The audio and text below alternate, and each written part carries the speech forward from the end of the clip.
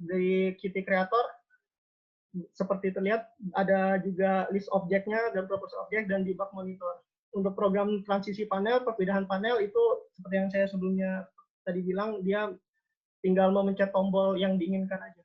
Nanti dia akan pindah ke panel yang diinginkan. Untuk mengefisiensi komunikasi data supaya tidak seluruh data dikirim secara bersamaan, dibuat sistem request and response, di mana ketika si dashboard ini meminta data sebuah panel, dia hanya mengirim data panel itu saja, dia tidak ikut mengirim data panel lain. Misalkan saya membuka panel dashboard, dia hanya meminta data dari panel main dashboard-nya aja, dia tidak meminta data dari Google Maps, dia tidak meminta data dari musik, dia hanya meminta data dari untuk main dashboard-nya aja. Berikut adalah besaran-besaran ukuran-ukuran data dari tiap-tiap panel. Kemudian untuk animasi lidar, karena tampilan lidar termasuk sulit untuk dibaca secara langsung, dibuatlah sebuah animasi yang memudahkan pembacaan lidar. Di mana dalam animasi ini ada objek warna merah dan juga titik tengah sebagai tempat lidar itu berada dalam mobil. Kemudian nanti ketika ada objek mendekati lidar, lingkaran merah ini akan mendekati titik objek lidar tersebut. Dan dia akan bergerak layaknya ada sesuatu yang mendekat menuju arah mobil. Untuk itu digunakan persamaan seperti di bawah, pos lidar X dan pos lidar Y untuk memindahkan lingkaran merah menuju lidar. Kemudian juga untuk perancangan Google Maps, di sini saya menggunakan development purpose only, di mana Google Maps belum menyediakan untuk Qt, saya meminta ke orangnya langsung, bukan lewat Google. Kemudian ini ada perancangan tampilan kamera, di mana ada dua buah lensa langsung masuk bersamaan, mulai dari yang paling atas adalah infrared, yang bawah adalah yang RGB, dia langsung menampilkan gambar berwarna untuk siang hari dan atas untuk malam hari. Kemudian supaya tidak terlalu kecil dan tidak terlalu besar tampilan dari sebuah widgetnya masing-masing, maka dibuat proporsional supaya pengemudi bisa mengetahui data mana yang penting dan data mana yang tidak terlalu penting bagi dia. Selanjutnya akan pengujian sistem diuji di lingkungan Universitas Indonesia dengan menggunakan mobilnya Pak Muiz waktu itu di sekitaran arah stadion. Di sini langsung dijalankan aja hasil percobaannya. Nah, ini adalah tampilan dari panel baterai, di mana ada kondisi dari baterainya, kemudian juga ada kapasitasnya, kemudian juga ada voltase, discharge current, dan estimasi waktu dari yang tersisa. Kemudian ini ada main dashboard, ada speed, throttle, RPM, suhu, humidity, dan ada engine load.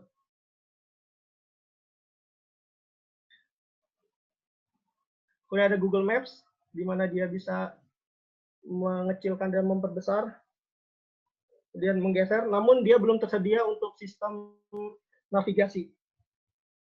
Kemudian ini untuk lidar, di mana objek merah ini akan mendekat seiring dengan adanya objek-objek sekitarnya. Jadi kalau ada motor dan kalau nggak ada objek, dia hanya diam saja. Kemudian ada engine traction, dia untuk mengukur engine load dan throttle, intake pressure dan intake temperatur. Kemudian electrical traction, untuk mengukur torque, efisiensi, load, current, voltage, dan temperaturnya. Kemudian ada yang tadi baterai, dan terakhir ada untuk hiburan berupa musik. Di sini, dan musik ini tidak akan berhenti sampai dimatikan. Jadi walaupun pindah panel, musiknya tidak ikut mati. Nah, data-data yang ditampilkan pada dashboard tadi terdiri dari 3 data. Data pertama adalah data yang ditampilkan melalui percobaan langsung di mobil, seperti data lidar, data kamera. Namun data kedua adalah ada data yang berasal dari rekaman mobil sebelum percobaan ini, karena keterbatasannya alat. Dan yang terakhir ada juga data yang dibuat sendiri, seperti data baterai tadi, itu dibuat sendiri karena untuk menampilkan fitur dari si dashboard-nya. Kemudian untuk data-data yang berasal dari percobaan ada data lidar, Ini data statis di mana LIDAR dicoba dulu sebelum diuji langsung ke lapangan. Ini pengujiannya di lab Honeywell, di mana dia membuat pemetaan terhadap ruangan Honeywell seperti terlihat pada di gambar atas dan di gambar bawah. Kemudian ada data GPS dan IMU. Di sini dapat terlihat bahwa tidak adanya data yang bernilai kosong dan mengindikasikan IMU dan GPS masih berjalan dengan baik tanpa error yang berarti. Kemudian ada data kamera, melihat dari infrared dan juga gambar berwarna. Kemudian ada komunikasi data. Di sini saya menghitung seberapa cepat pengiriman data dari kolektor menuju main komputer, di mana pengiriman datanya itu berkisar rata-rata waktunya 42 milisecond dengan kesuksesan 100% dalam 350 kali pengiriman data. Ini ada tampilan-tampilan tiap panel di video tadi, mulai dari panel 1, panel 2, kemudian ada panel 3 untuk maps, panel 4 untuk engine traction, panel 5 untuk electrical traction, panel 6 untuk baterai, dan panel 7 untuk hiburan tadi. Kemudian juga data-data LIDAR pas di lapangan, ini untuk mengetahui apakah LIDAR berfungsi dengan baik atau tidak. Kemudian ada data kompas, dan terjadi anomali di step yang ke-2000, dikarenakan GPS yang memiliki kompas itu sempat terjatuh dari alatnya dan dipasangnya kebalik. Terus ya jadi ada anomali sedikit. Dan ini adalah rute yang kemarin diambil, di mana ada anomali di bagian atas, dia tidak sesuai dengan jalan karena di waktu tersebut sinyal GPS kurang banyak yang didapat sehingga errornya sangat besar. Kemudian ada data kecepatan dan data RPM, di mana ada fluktuasi RPM masih selaras dengan kecepatan, walaupun kecepatan mendekati 0, tapi RPM masih tetap tidak bernilai 0. Kemudian terakhir adalah kesimpulan dari perancangan saya. Multi-panel dashboard berbasis Qt Creator berhasil dibuat untuk menerima dan menampilkan data sensor-sensor seperti GPS, kamera, LIDAR, dan IMU dalam bentuk digital, bar, Google Maps, audio, dan grafik, serta menyimpannya dalam bentuk data logging. Kemudian sensor berhasil merekam data ke kolektor secara real-time tanpa kerusakan. Kemudian pengiriman data dengan protokol TCP/IP, soket programming tadi, berhasil secara sempurna tanpa ada data yang rusak dengan waktu rata-rata 42 milisecond. Dan terakhir, main komputer berhasil menampilkan data menggunakan Qt Creator tanpa ada kerusakan ataupun kehilangan data. Ya, demikian presentasi dari saya. Mungkin jika ada pertanyaan, dipersilakan. Baik, Saudara Vicky. Kita akan melanjutkan dengan tanya jawab. Untuk kesempatan pertama, silakan Pak Wahidin.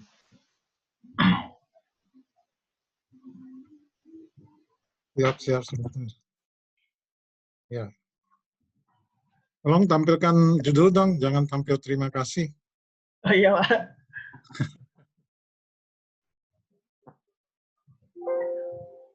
Ini pertanyaan pertama, pertanyaan menggelitik ini. Iya, Pak. Anda ikut kita di kita program studi ya, atau apa? Kekhususan?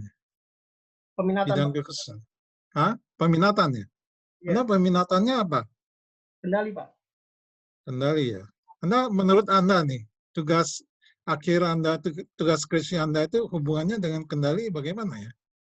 Coba, saya pengen tahu. Kalau dari saya, jadi dalam kendali pun ada namanya control dashboard, di mana untuk mengetahui tampilan dari data-data tiap sensor, kemudian juga adanya anomali-anomali di tiap-tiap sensor yang digunakan, dan juga ini memudahkan end user yang untuk produk komen, misalkan untuk mobil, karena pengemudi mobil tidak semuanya juga berasal dari orang teknik, sehingga sulit untuk membuat memahami apa istilahnya, untuk mengetahui data-data jika hanya diberikan data mentah. Ya, mungkin, Pak. Anda tidak lakukan analisa kestabilan atau pemodelan atau sejenisnya? Untuk saat ini saya mengikuti permintaan Pak Muis, ya hanya untuk bagian monitoring dasarnya aja sih, Pak. Ya, oke. Coba lihat inilah abstrak ya. Abstrak saya agak tergelitik dengan mungkin di buku ya. Di buku Pak kalau abstrak Pak. Ini buku bisa nggak? Bisa Pak. Coba bahasa Indonesia ada? Ini Pak. Oh, sudah diperbaiki. Kemarin saya baca kok. Iya, sebenarnya udah diperbaiki buku sama PT-nya Pak. Cuma nggak bisa diupload ke Symfony karena Symfony-nya bermasalah. Oh gitu. Karena saya baca kemarin Anda menghasilkan apa sampling time sekian. Ya sudah nggak ada ya, bagus. Oke. Anda gunakan ada laser, ada kamera, kemudian ada GPS ya.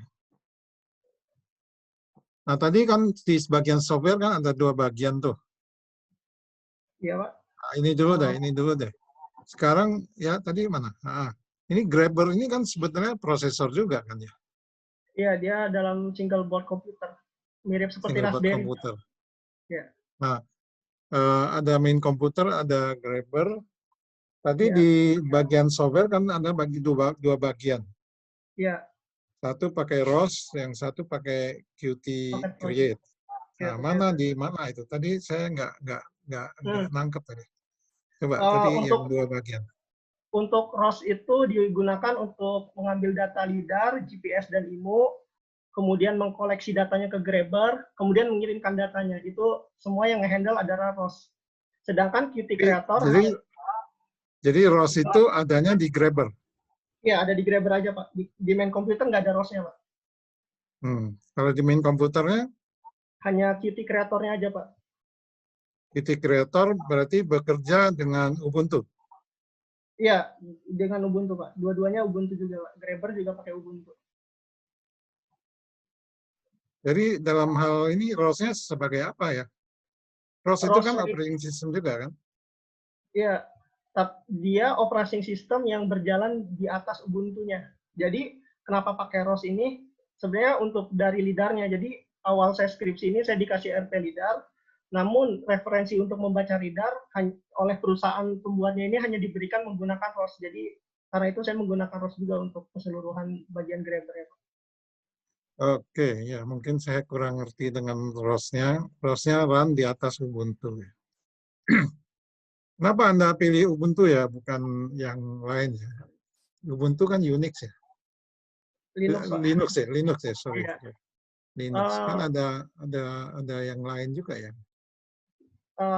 Pertama karena Grabber ini prosesornya tidak sebesar main komputer, jadi kalau misalkan dia dipasang Windows atau sistem operasi lain, dia cukup kurang bagus. Dia hanya bagus untuk Linux, untuk Grabber. Sedangkan ya, untuk maksud saya Linux kan ada beberapa versi. Ubuntu kan salah satunya. Ya, Ubuntu salah satunya. Karena ROS tadi hanya tersedia di Ubuntu. Dia belum tersedia di beberapa distro yang lain dari Linux.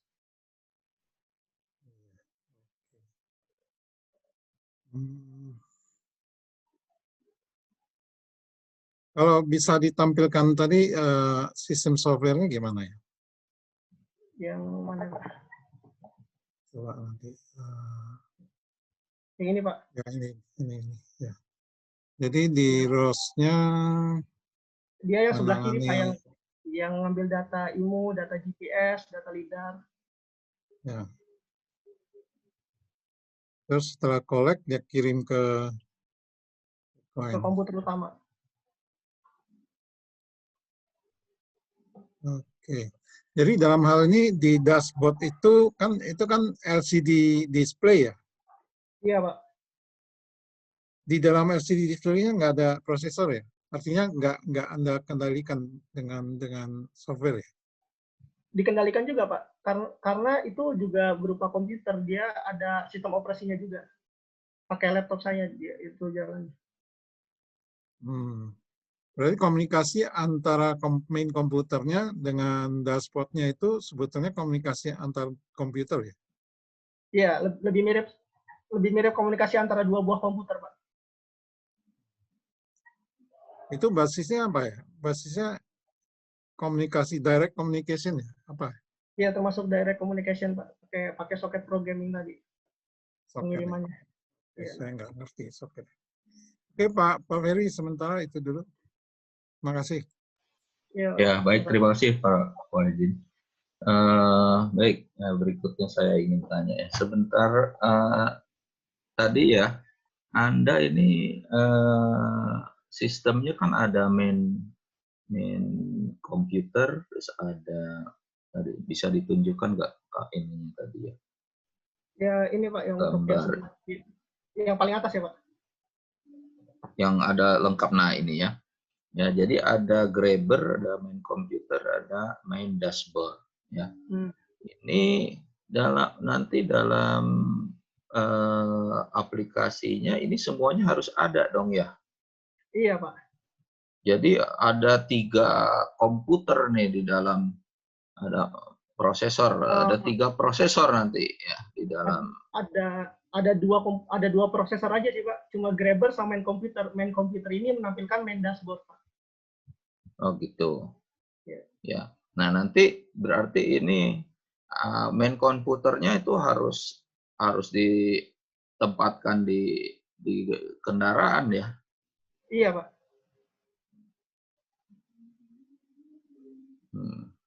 Itu Anda nggak bisa, nggak ada kemungkinan lain ya. Ini harus seperti ini ya. Untuk saat ini sih mungkin ada kemungkinan di mana grabbernya ini diganti, tapi untuk main komputernya saya rasa nggak bisa diganti Pak, karena Qt Creator hanya bisa di Linux, Windows, dan juga macOS saja Pak. Maksud saya mungkin yang ada yang seperti SBC begitu yang bisa digunakan gitu, main komputer tapi dalam ukuran yang kecil gitu. Enggak ada.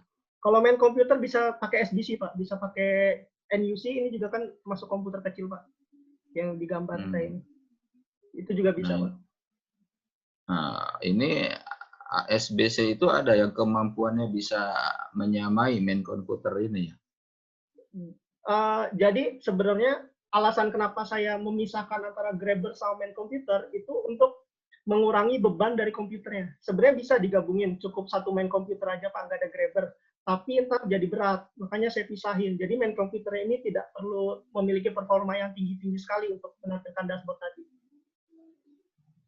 Iya, kan masalahnya kalau kita taruh di kendaraan nanti kalau ukurannya terlalu besar gitu kan, jadi masalah gitu. Sebisa mungkin dan kompak mungkin. Kalau Anda bisa menjelaskan kalau di Tesla itu seperti apa ya komposisi dari komputernya yang ada di Tesla itu? Oh, kalau saya kurang tahu sih Pak kalau untuk. Tapi yang kalau paling efisien mungkin antara grabber sama main komputernya itu pakai SBC yang sejenis kayak Jetson ini juga bisa Pak. Jetson kan ukurannya kecil Pak, hanya 7 kali 7 cm. Jadi main komputernya itu pun bisa pakai Jetson juga Pak. Nah, cuman itu apakah SBC-nya itu mempunyai kapasitas seperti main komputer atau notebook yang Anda gunakan ya? Kalau untuk dashboard yang saya buat itu cukup Pak kemampuannya untuk melakukan hal yang sama. Cukup. Nah, ya. Ini kan Anda yang grabbernya pakai SBC tersebut kan ya, sama kan ya? Iya Pak. Memang nggak coba ya pakai SBC yang sama, main komputernya itu Anda ganti dengan SBC gitu? SBC-nya kemarin cuma tersedia 2, satu dipakai saya, satu dipakai teman saya Pak. Minta lagi apa Pak Muiz, bisa beliin lagi. Ya. Maksud saya tuh ini kan akan lebih baik ya kalau ini Anda bisa gunakan pakai SBC juga, jadi benar-benar real nantinya bisa teruji gitu ya sistemnya, dan nanti diaplikasikan lagi juga pada aplikasinya, tidak diganti lagi. Ini kan kalau pakai ini kan nggak mungkin nanti di kendaraan Anda pakai notebook gitu kan. Ya. Nah, begitu juga ini dashboardnya ya. Ini dashboardnya Anda gunakan apa nih yang sekarang ini? Yang gimana Pak?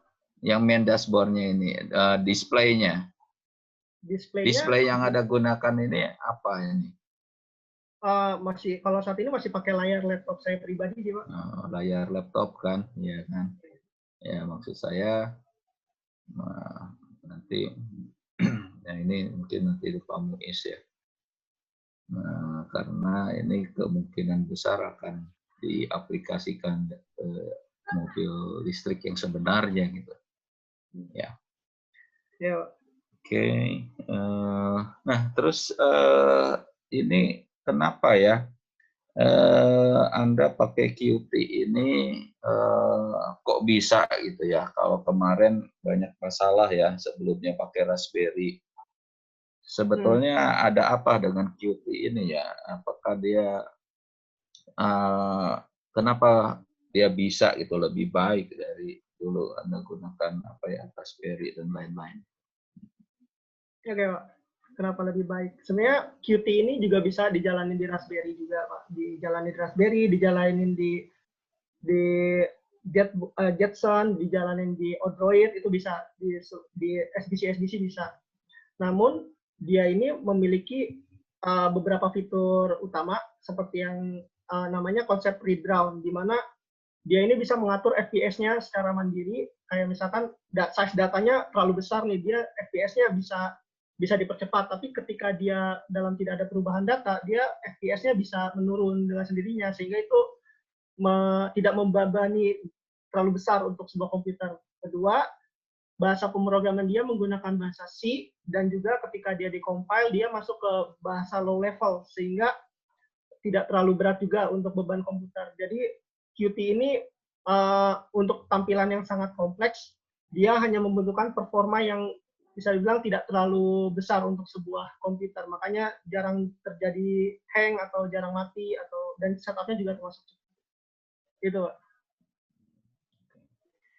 Oke, lalu ini ya satu lagi, ini Anda udah nguji kan ya kemarin ya di lingkungan UI ya? Iya, Pak.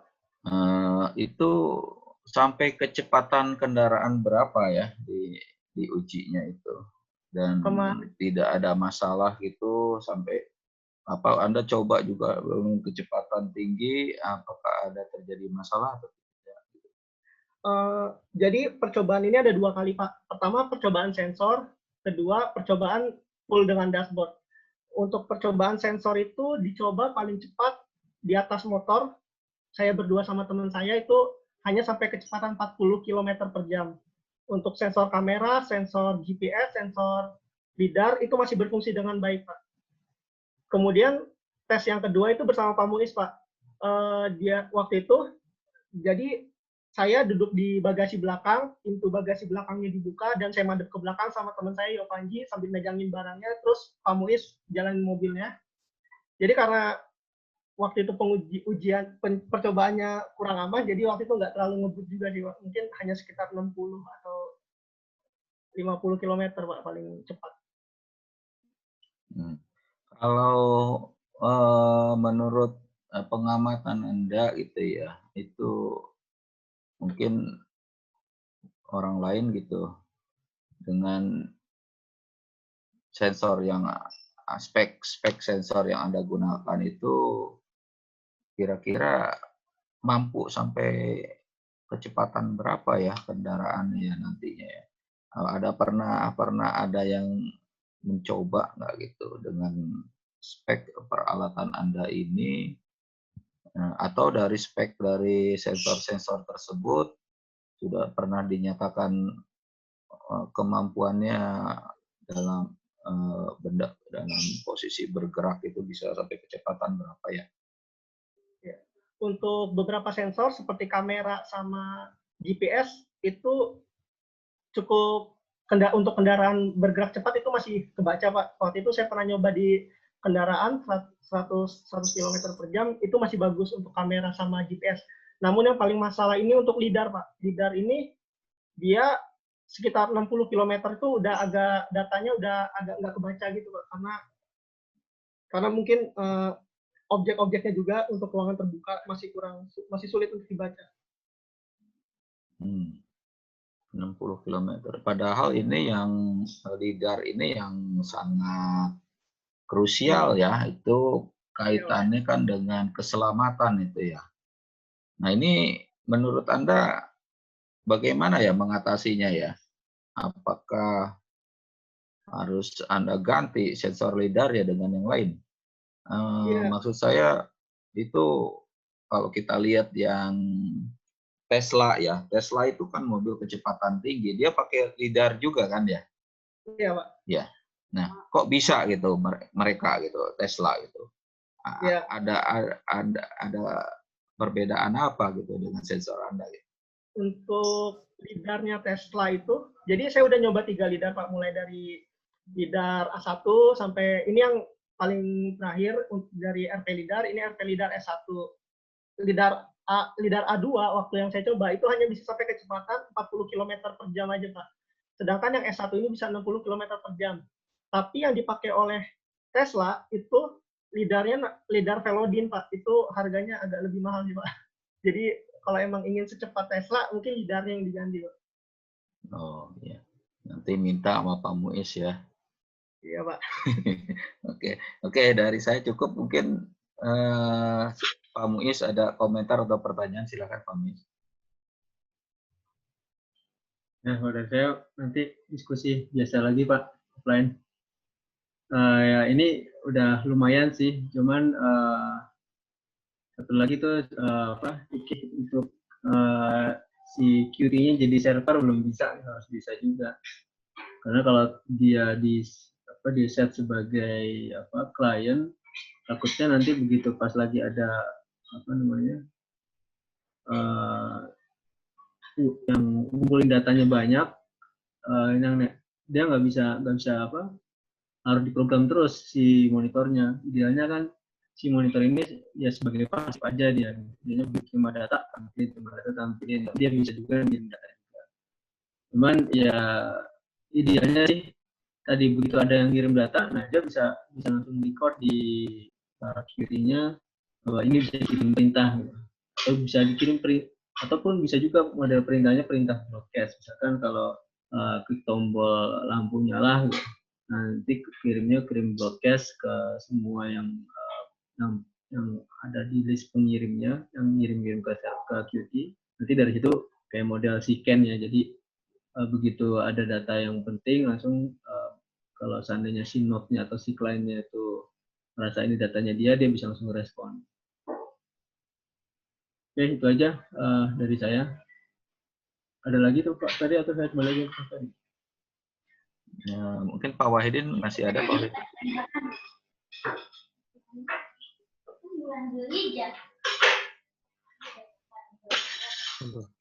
Ya, oke. Saya pengen coba Anda tampilkan tentang lidar ya, deteksinya itu. Iya Pak. Ya, itu berikutnya ada rumusnya ya, rumus perhitungannya. Gimana? Untuk rumusnya ini dia sebenarnya udah disediain sama pembuatnya sih Pak. Jadi kayak dia tinggal udah dapat data objek di titik sekian berapa. Untuk perhitungannya layaknya sensor jarak aja Pak, untuk mengukur kecepatan cahaya yang diterima, yang dipantulkan dari laser sampai ke lensa. Ya, bisa tampilkan ini cara menghitung posisi deteksinya. Di slide Ada Anda. di coding, Tadi ada saya di lihat. Ubuntu Pak codingannya Pak. Bukan tadi saya lihat kamu jelaskan lidar ada rumusan. Oh, itu untuk animasinya Pak. Ini Pak. Ya. Oh, ini untuk animasi. Iya, untuk animasinya Pak. Karena kalau misalkan saya kasih data mentah yang kayak warna merah tadi itu Pak, itu pengemudi ntar susah Pak menerjemahkannya, ini ada apa di sekitarnya. Sedangkan kalau menggunakan lingkaran merah ini, dia lebih mudah untuk mengetahui ada objek di sekitarnya. Ya, seperti ini lingkaran merahnya kan penyok di sebelah kiri atas tuh. Itu menunjukkan ada objek di situ. Ada objek di depan kiri atasnya, iya, ada objek yang mendekat dari itu Pak. Oke. Sehubungan ini itu kan rumusnya seperti ini. Ini ada range lidar ini, kamu tentuinnya bagaimana? Ini Range yang lidar di sini ini ya Ya, ini range LIDAR ini berapa ini kamu tentukan? Range LIDAR ini data aktualnya Pak, aktual dari LIDAR-nya. Jadi LIDAR ini dia untuk tiap titik derajat dia udah fix. Jadi saya tinggal mengetahui aja Pak untuk titik ke titik LIDAR warna merah yang kedua dari sebelah depan dia range-nya berapa. Dia berbentuk array gitu Pak untuk data-datanya. Sudah ada datanya begitu? Ada Pak, ada datanya. Ini kan penulisan range LIDAR yang bagian bawah dengan bagian atas beda itu. Itu beda artinya atau gimana? Kalau range LIDAR ini data yang diterima oleh LIDAR, sedangkan range underscore LIDAR ini data maksimal dari si LIDAR-nya ini 40 meter. Spesifikasi dari LIDAR-nya itu 40 meter paling jauh, Pak. Jadi saya menggunakan normalisasi untuk mengetahui, untuk memindahkan antara jarak antara objek dengan LIDAR di real dengan jarak objek dengan LIDAR di animasi. Ya, saya lihat di sini ada 3 data ini. Range LIDAR, range underscore LIDAR, data LIDAR. Ini apa ini? Apa yang dibaca, apa yang dari data statis ya? Gitu. Bisa, ada yang data statis, ada yang data dinamis, Pak. Ya, yang dibaca dari hasil pembacaan LIDAR-nya yang mana? Yang range LIDAR, Pak, yang nggak pakai spasi. Itu hasil dinamisnya, Pak. Terus data underscore LIDAR? Itu data XYZ-nya dari si LIDAR, Pak. XYZ-nya. Bukannya itu yang dibaca ya? Oh, XY LIDAR di animasinya, Pak. Gimana ya? Data yang range LIDAR ini kan data si data aslinya. Sedangkan data underscore, ini data underscore LIDAR sama range underscore LIDAR ini nilainya sama Pak, sama-sama 40. Cuma saya pisah, saya bedain variabelnya karena waktu itu masih coba-coba, jadi belum terlalu tahu apakah bisa disamain atau enggak. Oke. Itu data spesifikasi LIDAR. Nah, saya agak bingung nih jadi seperti Iya. itu. Oke, Variabelnya baik. belum diubah. Terima kasih. Saya kira cukup Pak Ferry. Terima kasih. Ya, saya sedikit satu pertanyaan lagi ini, Vicky. Yang Ya. LIDAR ini ya, ini Anda posisikan di atas atapnya kendaraan ya. Itu Ya, dia tidak terpengaruh dengan bodi kendaraan ya. Kalau waktu itu pernah dicoba juga Pak. Kalau untuk kaca dia tidak terpengaruh Pak untuk cermin-cermin. Tapi kalau untuk bodi kendaraan dia terpengaruh. Nah untuk itu di alat saya ini LIDAR itu pasti selalu agak ke atas dikit Pak. Nggak boleh di sekitarnya ada barang-barang. Jadi kalau di Tesla LIDAR benar-benar ada di atas sendiri aja gitu. Tapi kalau di Tesla itu kan nggak kelihatan ya posisi ininya. Dia ada di dalam ya, atau emang ada yang bagian yang nonjol ya? Ada bagian menonjol Pak di atasnya Pak. Oh. Untuk versi yang lama ya Pak. Kalau sekarang mereka sebenarnya udah agak meninggalkan LIDAR sih Pak karena harganya agak mahal kan. Jadi mereka pakai kamera sekarang udah hampir meninggalkan LIDAR mungkin. Ya, itu kalau Anda taruhnya di atap gitu, itu pasti ada blank spot-nya ya untuk kan karena di atas itu kan ketutupan oleh bodi kendaraan gitu ya. Itu Ya. ada blank spot-nya nggak tuh? Ada untuk blind spot terutama untuk mobil yang benar-benar posisinya agak tinggi kan kalau ada kendaraan motor itu nggak kelihatan ya Pak di sebelah kanan karena nggak kena sinar matahari nggak kena sinar dari LIDAR-nya kan Pak. Cuma untuk Tesla itu dia dipasang 2 LIDAR di agak pojok sebelah kanan sebelah kiri tidak benar tepat di tengah. Kemudian dia miringkan posisi dudukannya dia tidak lurus jadi data dari 2 LIDAR ini digabungin jadi supaya nggak ada blind spot. Kalau saya hanya pakai 1 LIDAR aja. Oke. Ya cukup dari saya cukup. Mungkin kita sudah cukupkan ya Pak Wahidin, Pak Muiz. Oke, ya. Oke, Saudara Ya, Vicky. setuju. Ya, Saudara Vicky, Anda sudah selesai ujian sidangnya. Silahkan Anda leave ya dari Zoom-nya. Nanti untuk perbaikan Anda bisa konsultasikan dengan pembimbing Anda dan biasanya diberi waktu 1 minggu ya untuk perbaikan. Ya, silakan. Ya, terima kasih atas waktunya, Pak. Ya. Assalamualaikum warahmatullahi wabarakatuh. Waalaikumsalam. Oke, Pak Muiz, gimana? Mau menilai dulu atau gimana? Silakan, Pak Muiz. Sambil jalan aja. Sambil jalan aja. Ya. Nah, itu karena saya ketua sidang ya, nah tolong nanti kalau sudah menilai kasih tahu saya ya, biar saya, karena kalau belum kayak seperti yang kemarin Pak Wahidin yang satu kan Pak Wahidin belum ngasih nilai itu yang satunya yang pas saya sebagai ketua sidang. Nah, jadi Saya nggak nemu ininya form nilainya. Tapi saya gitu. bisa saya sih sudah confirm mau kasih 90 tuh. Oh ya, ini harus ya nanti Cuman mungkin ya. saya belum isi daftar nilai form nilai Ya. belum daftar. Pak, Ya. Tapi kalau mau masukin bisa masukin 90 rata-ratanya. Iya, Pak Muiz mungkin Pak, nanti namanya apa? bisa itu. Oh, ini enggak si apa Yo atau Sandika, Pak? Yang Yo sudah masuk ya.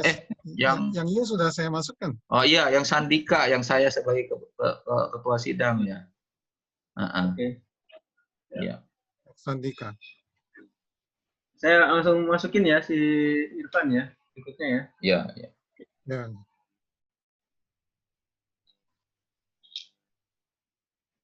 Wah, 1,5 jam, Jack. Kok malah hilang?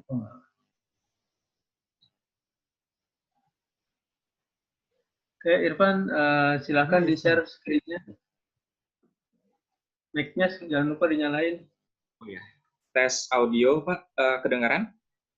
Ya, kedengaran. Suaranya. Oke, cukup jelas. Baik. Sebentar ya, saya mulai. Siapkan dulu. Tunggu.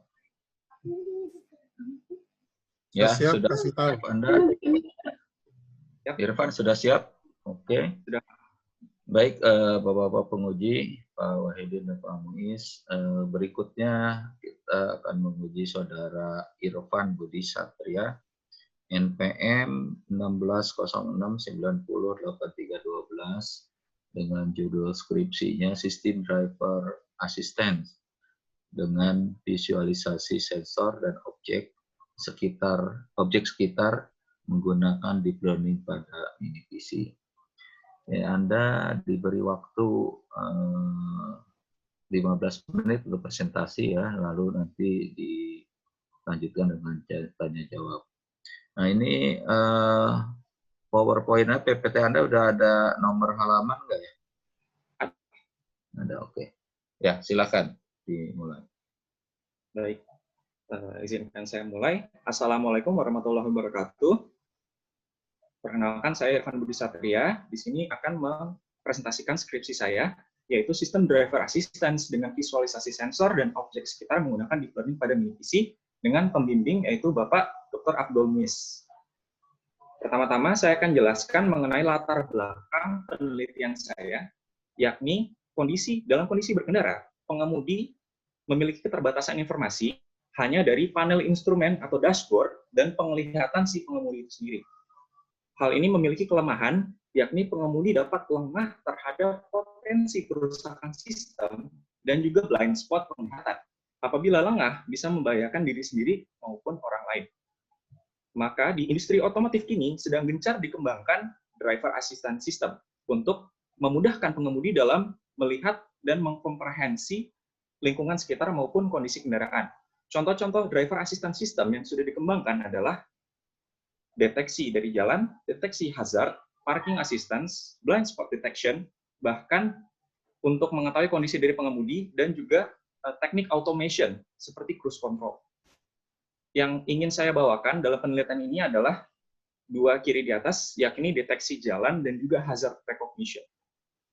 Nah, sistem-sistem ini memiliki kemiripan, kesamaan, yakni mereka itu bisa monitoring kondisi di dalam, monitoring kondisi luar, dan memiliki visualisasi ke pengemudi secara komprehensif. Contoh visualisasi komprehensif adalah pada dashboard Tesla Model S. Ini adalah sistem hazard detection yang dimiliki oleh Tesla. Dia mendeteksi objek sekitar melalui kamera dan mempresentasikannya ke pengemudi melalui visualisasi animasi seperti yang terlihat pada layar. Nah, yang pertama saya ingin bawakan adalah road edge detection. Mengapa ini penting? Karena membantu memperingatkan pengemudi apakah ia terlalu dekat dengan tepian jalan karena berpotensi membahayakan. Lalu yang kedua adalah hazard detection yang memiliki prinsip dasar yakni deteksi objek. Deteksi objek itu tidak hanya mengklasifikasikan objek saja, misalnya ini di gambarnya adalah gambar mobil, tapi kita juga bisa mengetahui posisi dari objek tersebut pada gambar ada di koordinat berapa. Tetapi ada masalah dengan kedua sistem yang dijelaskan, bahwa dalam menelaah data visual seperti ini, umumnya diperlukan kekuatan komputasi yang cukup besar dan perangkat yang umumnya cukup mahal. Maka, sistem-sistem ini dapat kita ketemukan pada sekarang itu hanya di mobil-mobil yang kelas high-end seperti Tesla. Nah, usulan yang ingin kami berikan adalah untuk membuat sistem yang low cost dan dapat diterapkan pada mobil jenis apapun dan bisa di mobil yang rilis kapan saja, yaitu dengan menggunakan mini embedded PC. Tujuan dari penelitian ini adalah untuk mengembangkan sistem gabungan perangkat elektronik dan software dengan sistem deteksi tepi jalan, deteksi objek sekitar menggunakan teknik deep learning dan menampilkannya secara visual. Batasan dari masalah yang saya ingin selesaikan adalah penelitian ini berfokuskan kepada menelaah data visual. Kemudian pengujian sistem dilakukan secara simulasi dalam kondisi berkendara.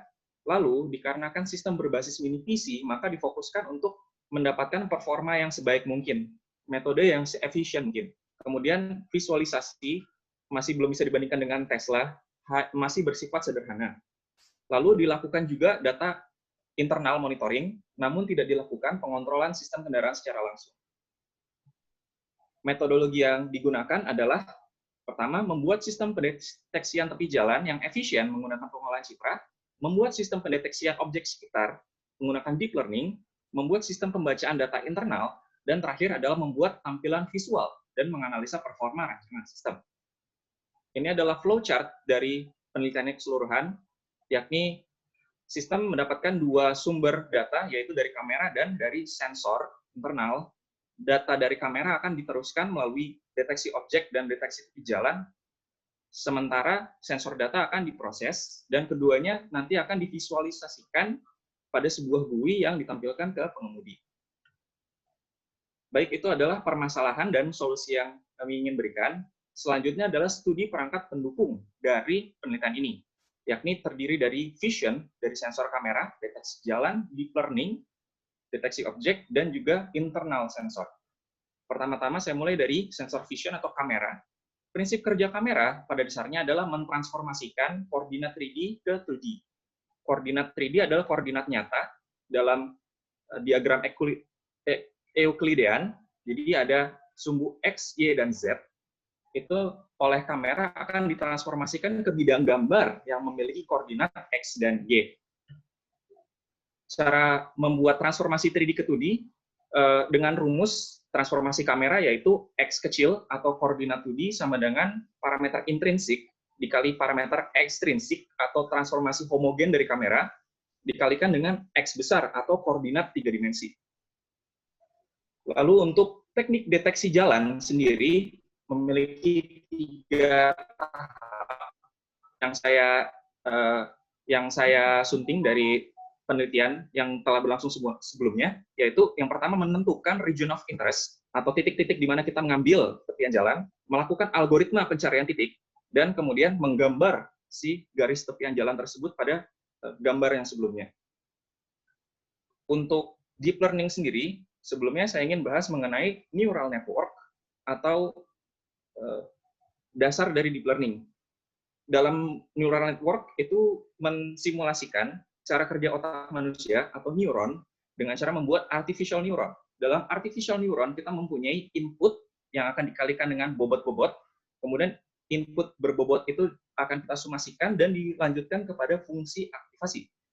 Fungsi aktivasi ini akan menghasilkan sebuah output yang di-thresholdkan untuk menentukan bahwa output ini harusnya bernilai 0 atau 1, neuron tersebut firing atau tidak. Nah, dengan menggunakan banyak neuron dalam sebuah jaringan, maka kita dapat memodelkan fungsi-fungsi dan sistem yang kompleks tanpa harus mengetahui apa yang terjadi di dalamnya, karena neural network ini bersifat black box. Nah, di sebelah kanan atas adalah contoh neural network single layer. Apabila kita memiliki neural network dengan banyak layer neuron di tengahnya, maka akan menjadi deep neural network atau deep learning. Salah satu cabang dari deep learning adalah convolutional neural network. Convolutional neural network adalah neural network yang dispesialisasikan untuk image. Di sini neuron akan kita ganti role-nya sebagai kernel atau filter. Dengan menggunakan kernel atau filter ini, kita dapat mencari karakteristik-karakteristik dari sebuah gambar yang akan dijadikan output. Karakteristik tersebut disebut feature, dan apabila kita memiliki banyak kernel, maka karakteristik yang bisa dipilih sebagai output itu bisa semakin spesifik. Misalnya, untuk melakukan klasifikasi objek. Untuk object detection sendiri, feature yang dicari ditambahkan satu lagi, yaitu mencari bounding box untuk tiap objek dalam gambar. Nah, untuk melakukan deteksi objek, diperlukan adanya dua komponen dalam sebuah object detector. Yang pertama adalah framework yang melakukan bounding box, dan juga base network yang melakukan klasifikasi.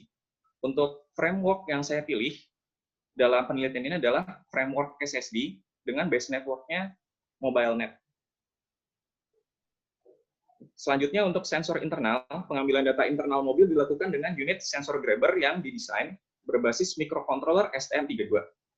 Data dapat diambil dari sensor maupun dari komputer diagnostik mobil dengan in-vehicle network, contohnya CAN dan OBD2. Itu adalah studi perangkat pendukung. Selanjutnya, perancangan sistem. Perancangan sistem dimulai dari arsitektur, kemudian dari kamera, deteksi jalan, deteksi objek, dan juga visualisasi. Pertama-tama, diagram blok sistem adalah seperti ini. Kamera yang saya gunakan adalah Logitech C270, mini PC adalah Raspberry Pi 4, dengan fitur neon, dan VTS3 itu adalah optimisasi untuk melakukan neural network. Sensor modul menggunakan STM32 F303K8, dan software yang digunakan adalah OpenCV, Python GUI atau Tkinter, dan VNC Server untuk memprogram si Raspberry Pi dari PC. Untuk kameranya sendiri, saya tempatkan di sebuah mobil subjek, yaitu Toyota Kijang Innova, dengan tinggi kamera dari tanah sebesar 1,35 meter. Nah, dengan mentransformasikan 3D ke 2D tadi melalui rumus yang ada di bawah, kita dapat mengetahui koordinat dari 3D ke 2D. Namun karena kamera tersebut tidak bergerak statis, maka parameter ekstrinsik atau transformasi homogen bisa dihilangkan hingga menjadi seperti ini. Hanya menggunakan parameter intrinsik dikalikan dengan matriks koordinat dari 3D-nya saja. Ini adalah skema untuk memprediksi jarak di depan mobil. Dengan menggunakan teknik ini, kita mengambil titik-titik referensi. Dari titik-titik referensi tersebut, kita dapat membuat sebuah model yang dapat memprediksikan jarak sebuah objek berapa meter dari depan mobil. Untuk menemukan parameter intrinsik, sebelumnya digunakan kalibrasi kamera menggunakan MATLAB. Ini adalah parameter intrinsik kamera dari kamera Logitech yang digunakan. Lalu ini untuk menentukan posisi relatif dari kamera. Dengan menggunakan ini kita dapat menentukan jarak dari kamera. Setelah melakukan perhitungan dan pengukuran manual, saya dapatkan bahwa selisih dari perhitungan dan pengukuran itu tidak terlalu besar, sekitar 2-6 piksel saja. Atau bisa dibilang bahwa perhitungan ini cukup akurat. Nah, ini adalah contohnya. Apabila saya punya jarak dari kamera sebesar 10 meter, maka saya bisa prediksi bahwa jaraknya berada di piksel 340 atau berada di sekitar sini. Nah, teknik ini juga saya pakai untuk melakukan deteksi yang jalan. Nah, untuk menentukan garis-garis pencarian titik dan garis gradien, itu saya melakukan teknik thresholding, yang kemudian titik-titiknya kan saya scatter plot dan saya lakukan regresi linear, sehingga membuat sebuah garis lurus yang merepresentasikan jalan. Lalu untuk visualisasi tepian jalan seperti ini, digambarkan dengan garis, dengan anak panah, lalu area jalan digambarkan menggunakan poligon, dan di bagian kiri dan kanan terdapat keterangan warning, apakah pengemudi terlalu dekat dengan jalan atau tidak. Untuk deteksi objek menggunakan model sistem mobile NetV2, saya membuat kelas yaitu mobil, motor, dan pejalan kaki, dan saya train modelnya dengan menggunakan 816 buah image. Training dilakukan menggunakan TensorFlow, durasinya sebanyak 10.000 step dengan batch size 12 gambar per iterasi. Lalu ini visualisasi deteksi objek, dikarenakan kita dapat mencari koordinat 3D dari 2D menggunakan transformasi kamera, maka bisa diestimasikan jarak asli dari mobil tersebut terhadap kamera berapa meter, dan kemudian saya plotkan di sebuah grafik yang merepresentasikan keadaan sekitar sebagaimana acuan dari mobil Tesla yang saya bahas di bab pendahuluan. Ini adalah rumus untuk mencari jarak dari kamera. Lalu untuk visualisasi data sensor internal, ini visualisasi yang sederhana, jadi menggunakan sensor-sensor yang dipasangkan dalam sistem, saya dapat mencari atmospheric pressure, interior temperatur, interior humidity, dan getaran interior. Ini disampaikan pada pengemudi melalui user interface yang seperti ini.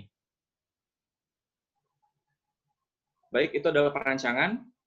Untuk uji cobanya, saya lakukan pengambilan data, uji coba deteksi jalan, deteksi objek, dan visualisasi. Untuk pengambilan data, dilakukan pengambilan video, berjumlah 3 video, masing-masing resolusinya adalah 640 x 480, 30 frames per second, dan durasinya 30 detik. Artinya, total frame dalam satu video adalah 900 frame yang akan diuji coba. Untuk kepresisian deteksi tepi jalan, saya lakukan beberapa rules yang akan mereturn saya jumlah frame gagal. Nah, dari percobaan yang dilakukan, maka presisi rata-rata yang ditemukan adalah sekitar 84,96% dengan waktu eksekusi rata-rata 2 milisecond. Untuk deteksi objek, dengan cara presisi adalah jumlah objek terdeteksi dibagi dengan jumlah total objek dalam satu frame, didapatkan presisi rata-rata yaitu 63% dan waktu eksekusi sekitar 119 milisecond. Untuk visualisasi deteksi objek, dikarenakan ini menggunakan prinsip yang sama dengan perhitungan dari jarak dari kamera ke dunia nyata, maka digunakan data yang kita dapatkan sebelumnya, dan selisih dari perhitungan dan pengukuran itu kira-kira hanya 2-6 pixel. Dengan menggunakan referensi, misalnya gambar ini lebarnya 480 pixel, maka errornya hanya kurang lebih sebesar 1,25%. Untuk visualisasi sensor, dikarenakan dijalankan secara paralel, maka panel sensor ini tidak menghasilkan delay pada proses object detection maupun road edge detection. Ini adalah contoh ketiga elemen yang berjalan bersamaan. Di gambar yang sama dapat dilihat bahwa dia bisa memprediksi jalan, memprediksi objek, dan menampilkannya pada visualisasi, dan juga mereturn kondisi internal dari mobil melalui panel sensor. Untuk kesimpulan dari penelitian ini adalah sistem deteksi jalan yang efisien menggunakan pengolahan citra berhasil dibuat dan memiliki tingkat presisi hingga 84,96% dan waktu eksekusi sebesar 2,5 milisekund. Lalu sistem deteksi kendaraan dan objek sekitar melakukan deep learning dengan presisian 63,6% dan waktu eksekusi rata-rata 119,1 milisekund. Lalu yang terakhir adalah sistem berhasil menampilkan data secara visual dengan graphical user interface atau GUI. Baik, itu adalah semua elemen dari presentasi saya. Terima kasih atas waktunya. Assalamualaikum warahmatullahi wabarakatuh. Waalaikumsalam. Baik, kita lanjutkan dengan tanya jawab. Silakan Pak Wahidin. Baik, terima kasih. Saudara Irfan ya, Irfan Budi. Bisa, saya pengen nanya tentang deep learning-nya deh. Deep learning-nya, baik. Bisa kamu tampilkan slide-nya? Baik, sebentar Pak.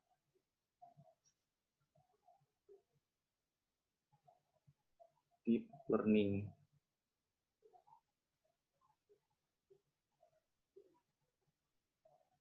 Baik.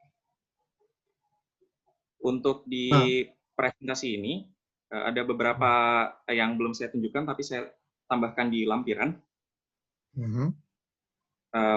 Kalau di sini saya hanya menampilkan bahwa training dilakukan menggunakan TensorFlow dengan framework SSD MobileNet dan 3 kelas klasifikasi. Nah, tapi untuk secara teknisnya sudah saya lampirkan juga di slide di belakang.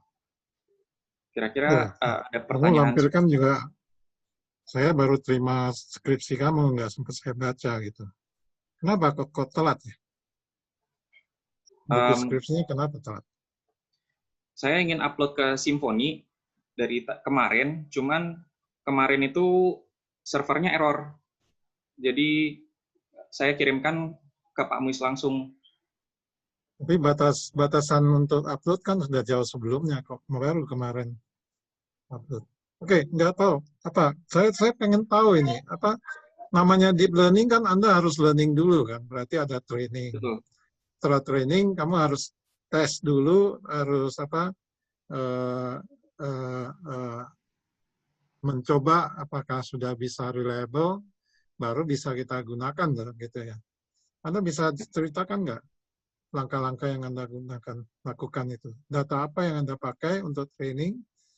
Data apa yang Anda pakai untuk ini? Baik, untuk menceritakan proses saya melakukan training deep learning itu awalnya dari framework yang saya gunakan dulu, Pak. Jadi untuk melakukan sebuah teknik deteksi objek menggunakan deep learning,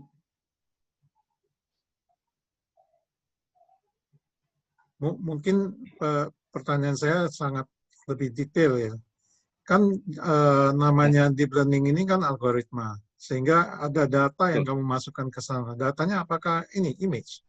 Datanya image, Pak. Betul, Pak.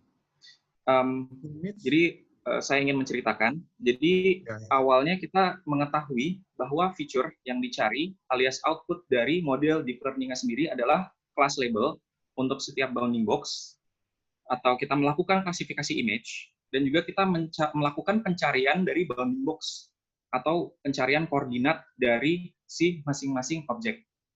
Untuk itu ada beberapa penelitian sebelumnya yang membuat sebuah framework untuk deep learning object detection, antara lain adalah SSD atau single shot detector dan YOLO atau you only look once detector.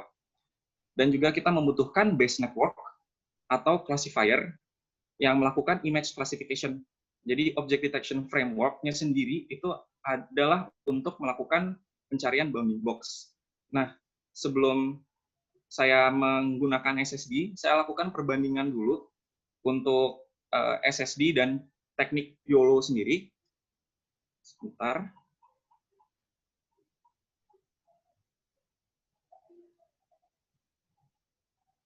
Baik, ini adalah cara kerja dari framework SSD. Jadi untuk deep learning yang bertipe convolutional neural network, itu neuron atau komponen yang melakukan komponen yang mengaktifasi sebuah fitur dari input, itu digantikan dengan namanya kernel atau filter. Di sini, ini adalah framework dari SSD, di mana sebelah di kiri yang dikotakkan berwarna merah, itu adalah namanya base network atau classifier. Dan yang di sebelah kanan, di sebelah sini, harusnya itu adalah kepala dari SSD-nya, atau yang melakukan bounding box detection. Dengan menggunakan framework ini, saya melakukan klasifikasi dulu dari image mentah menjadi classified image, dan kemudian dicari bounding box masing-masing. Sedangkan kalau untuk framework YOLO, itu dia tidak memiliki classifier, tapi langsung dari awal itu dimasukkan ke dalam bounding box predictor dan classifier secara sekaligus. Ya. Nah, Ini programnya Anda pakai paket ya? TensorFlow itu kan yang dijual itu kan ya? TensorFlow itu adalah sebuah framework untuk training deep learning, Pak. Jadi framework TensorFlow itu dimiliki oleh Google, dan menggunakan itu saya dapat mentraining si model-model YOLO dan SSD. Untuk membandingkan si YOLO dan SSD, itu saya juga sudah melakukan tes, dan ternyata untuk YOLO sendiri itu memiliki presisi yang lebih tinggi. Ini dengan dataset dari Microsoft Coco, didapatkan bahwa menggunakan YOLO itu memiliki akurasi yang sangat tinggi. Ini saya zoom in, di bawah ini ada perbandingannya. Yang sebelah kiri adalah YOLO versi Tiny, di tengah adalah full YOLO, dan di kanan adalah SSD MobileNet. Nah, untuk Tiny YOLO itu memiliki waktu eksekusi yang sangat cepat, namun akurasinya terbatas. Dari gambar yang ditampilkan, dia hanya bisa mendeteksi satu mobil dari banyak mobil yang ada. Kalau untuk full YOLO, dia dapat mendeteksi banyak mobil di dalam gambar. Dan untuk SSD MobileNet, dia tidak seakurat dari YOLO full, tapi dia memiliki performa yang amat baik. Ini adalah beberapa kombinasi. Image size atau grid cell, ini adalah jumlah kita bisa mencacah sebuah gambar untuk mencari keberadaan objek. Jadi gambar yang masuk ke dalam sebuah prediktor, seperti ini, itu akan kita cacah dulu sebelumnya di sebelah kanan. Ini cacahan saya adalah dia menjadi 3x3, dan di setiap masing-masing cacahan itu, di setiap masing-masing grid, akan dilakukan prediksi adanya klasifikasi dan bounding box objek. Dengan menggunakan image size atau grid yang lebih besar, itu cacahannya akan semakin kecil, semakin fine, dan dari situ akan menghasilkan output yang lebih akurat. Namun ternyata untuk SSD sendiri, itu saya menggunakan image size 300x300 maupun 200x200, memiliki akurasi yang sebanding dan waktu eksekusi yang cukup baik. Nah, untuk di dalam mentraining model, ini adalah konfigurasi yang saya gunakan. Jumlah kelas yang saya gunakan adalah 3. Jadi ini yang kita masukkan sebagai parameter training, bahwa dia akan mencari 3 kelas, yaitu mobil, motor, dan pejalan kaki, dengan ukuran gambar input 300x300. Dan untuk classifier dan box predictor itu memiliki 2 step yang berbeda, dua sesi training yang berbeda, maka diberikan bobot awal yang berbeda dan fungsi aktivasi sendiri-sendiri. Lalu untuk konfigurasi trainingnya saya buat batch size sama dengan 12. Ini untuk memberitahu pada sistem training bahwa satu kali iterasi itu akan menggunakan 12 gambar. Gambar yang saya dapatkan adalah dari video dashboard kamera. Di video dashboard kamera ini saya pecah menjadi frame by frame dan menghasilkan 816 buah gambar. 816 buah gambar ini saya jadikan input untuk training deep learning saya. Kemudian ini untuk arsitektur dari classifier MobileNet yang tadi ditampilkan dalam bentuk ke samping yang ada kotak-kotak, itu convolutional kernel. Nah, ini adalah semua convolutional kernelnya seperti ini. Dia itu filter shape adalah dia bentuk konvolusinya seperti apa. Dan ini input size adalah image-nya itu sebesar apa yang masuk ke sini. Image-nya dari awal itu akan dari besar menuju kecil, karena dia semakin lama semakin fine. Totalnya yang dilakukan dalam satu kali proses prediksi objek adalah 24 kali konvolusi. Nah, ini yang saya sampaikan sebelumnya. Ini dari kiri, itu dari image dengan ukuran 300 kali 300, dikonvolusikan melalui convolutional kernel, dan akhirnya akan menjadi detection. Nah, detection ini yang akan kita ambil sebagai hasil prediksi dari objek. Seperti itu, Pak. Ya, cukup kompleks juga. Oke, baik. Terima kasih, Pak Ferry. Saya kira cukup saya. Baik, Pak Wahidin. Nah, berikutnya saya ingin tanya ya. Ini Anda pakai Raspberry Pi 4 ya? Benar, Pak. Ya. Kenapa ya Anda pakai ini ya? Maksud saya tuh ini nantinya displaynya ini akan disatukan nggak ya dengan displaynya dashboard nanti itu yang rekan Anda tadi pikir ya, pikirkan buat dashboard menggunakan apa ya tadi SPC-nya apa itu, terus software-nya juga menggunakan Qt gitu ya. Nah, ini gimana ya? Ada alasan yang lain nggak? Ya. Baik, Pak. Terima kasih atas pertanyaannya. Alasan memilih Raspberry Pi 4 sebagai inti dari sistem saya adalah karena Raspberry Pi 4 itu untuk rentang harganya itu memiliki performa yang sangat baik, dan penelitian ini ditujukan untuk membuat sebuah sistem low cost yang dapat melakukan deteksi tepi dan deteksi objek dengan cukup baik. Untuk dari hasil visualisasinya sendiri, bentar, Pak.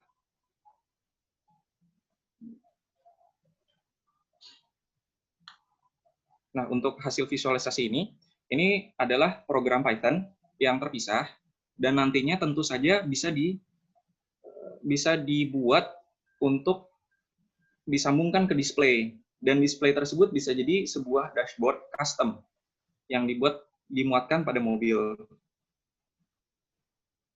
Jadi sama dashboard itu bisa kita ubah displaynya, itu sistem ini sangat bisa sekali untuk ditambahkan. Bahkan jika ingin sebuah sistem ini menjadi tambahan bagi mobil yang sudah existing, yang tidak memiliki fitur dash, seperti mobil yang berkelas ekonomi, ini sangat bisa diimplementasikan. Ya, jadi ini berarti Anda ini displaynya terpisah ya dengan dashboard display dashboard di kendaraan gitu ya. Betul, Pak. Kan kita itu mau mengembangkan mobil listrik itu ada display dashboard yang kemarin yang tadi itu Vicky kerjakan ya. Ya, Pak. Nah, maksud saya ini berarti ini displaynya akan tersendiri ya, akan ada 2 display ya di dalam kendaraan nanti. Baik, Pak. Nah, tetapi dikarenakan Vicky itu menggunakan embedded PC juga, maka sistem ini sangat mungkin untuk digabung, Pak. Jadi dari Vicky itu kan dia menggunakan C++, sedangkan saya menggunakan Python, tapi tidak masalah karena sebetulnya program yang saya gunakan, OpenCV, dan juga GUI, itu juga bisa dikembangkan dalam bahasa C++ maupun Python. Jadi kedua penelitian ini sangat mungkin untuk digabungkan dan menjadi sebuah dashboard yang kohesif dan komprehensif. Itu kira-kira akan banyak kesulitan nggak untuk menggabungnya, atau waktu untuk menggabungnya itu kira-kira akan cepat atau akan lama nanti ya kira-kira? Baik, untuk penggabungannya sendiri yang pastinya akan ada adaptasi bahasa karena ini menggunakan Python dan Vicky menggunakan C++. Namun sangat mungkin untuk digabungkan dengan waktu yang cukup singkat dikarenakan program saya dan program Vicky tidak memiliki flash, karena ini berbeda. Program Vicky untuk kamera sendiri itu sejauh yang saya tahu hanya untuk menampilkan display kamera dari kamera biasa maupun kamera infrared. Namun saya mengambil data kamera tersebut dan melakukan proses object detection dan deteksi tepi. Jadi secara teknis harusnya program ini tidak clash karena berbeda dan dapat diimplementasikan tanpa menghasilkan masalah untuk yang lain. Oke. Oke, kalau begitu ya, saya mau tanya lagi mengenai bagaimana Anda tadi mendeteksi garis tepi jalan ya. Ini Anda kan mencoba di mana ya? Ini di Jakarta ya. Iya, ini kalau untuk jalan-jalan yang tidak ada batasnya gitu, seperti jalan di luar kota gitu ya, jalan di pedesaan, biasanya kan jalan itu dengan tanah itu tidak ada pembatas ya, tidak terlalu ada pembatas, dan juga biasanya garis marka jalan itu belum tentu ada gitu. Nah ini kira-kira bagaimana ya? Apakah sistem Anda ini masih bisa digunakan nggak ya untuk kondisi-kondisi jalan seperti itu? Baik Pak. Untuk menjawabnya, saya ingin menjelaskan sebenarnya mengenai teknik deteksi jalan yang saya gunakan. Jadi untuk mendeteksi jalannya sendiri, metode yang sudah ada itu adalah metode Kenny filter dan metode thresholding. Saya menggunakan metode yang thresholding karena dia cenderung lebih fleksibel dibandingkan Kenny. Kalau untuk Kenny filter itu dia harus ada tanda-tanda jalan yang jelas. Jadi misalnya ada marka jalan seperti ini. Nanti oleh filter Kenny itu akan diekstrak garis-garisnya saja dan nanti akan dipertegas.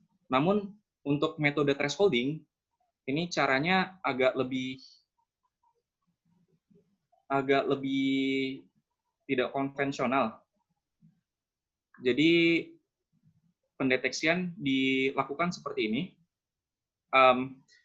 Untuk masing-masing garis merah yang digambar jalan tadi, sebelum saya lakukan deteksi garis itu kan ada garis-garis merah yang ditambahkan berjumlah 5 buah.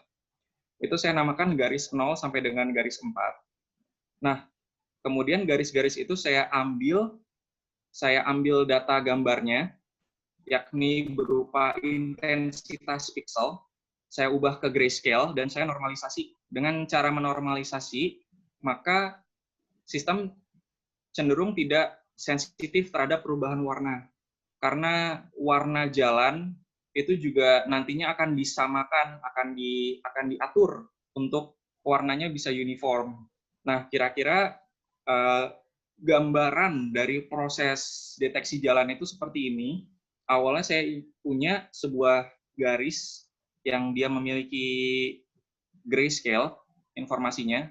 Garisnya itu dia masih agak rancu ya. Ini yang mana yang jalan, yang mana yang batasan jalan.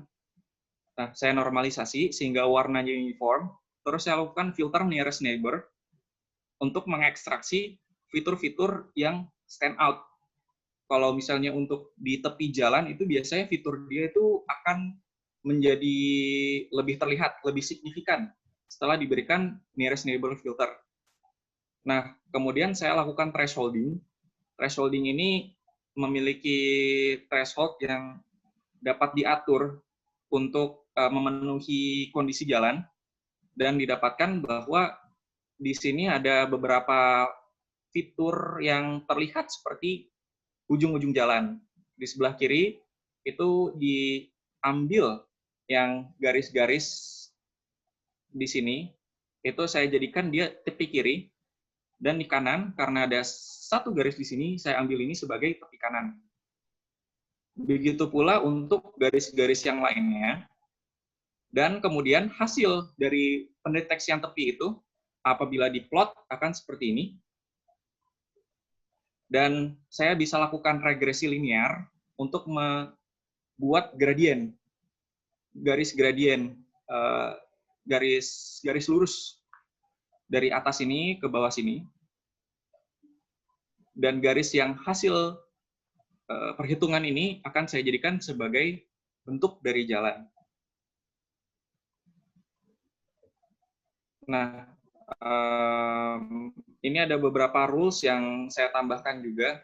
Jadi ini untuk diagram alirnya, itu setelah mendeklarasikan region of interest, itu ini pre-processing yang telah disebutkan, convert grayscale, normalisasi, ambil data, nearest neighbor filter, kemudian ekstraksi fitur. Kemudian saya lakukan perhitungan moving average untuk bisa lebih smooth kan, bisa lebih menghaluskan deteksi yang dilakukan.